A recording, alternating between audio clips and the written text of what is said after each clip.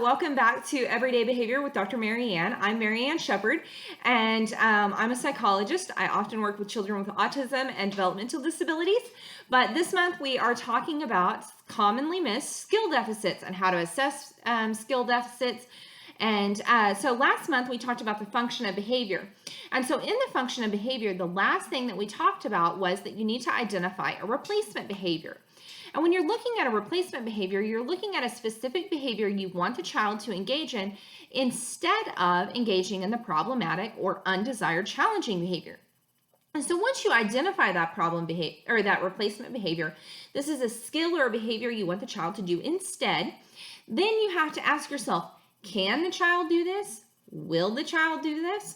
And so this is called a can't do or a won't do assessment, or a skill deficit versus a performance deficit. So is it that the child doesn't engage in the correct behavior because they can't, or is it that they don't do it because they won't? This month we're going to be focused on the they can't. Next month we'll be focused on the they won't. So this month we're going to talk about 6 different topics. Commonly missed skill deficits. They aren't just academic deficits, but a lot of behaviors are skill deficits. How do you assess to see if it's a skill deficit versus a performance deficit? What are some of the common skill-based interventions?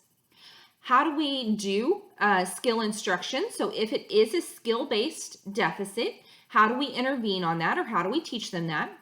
What are visual supports that we can use to help support skill deficits? And then what are other modifications that can be made in the classroom to help with those skill deficits?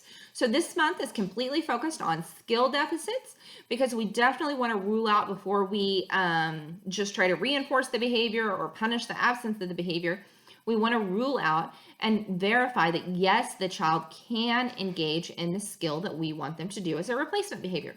I look forward to going through each of these topics with you, and if you have any questions, feel free to leave them in the comments below.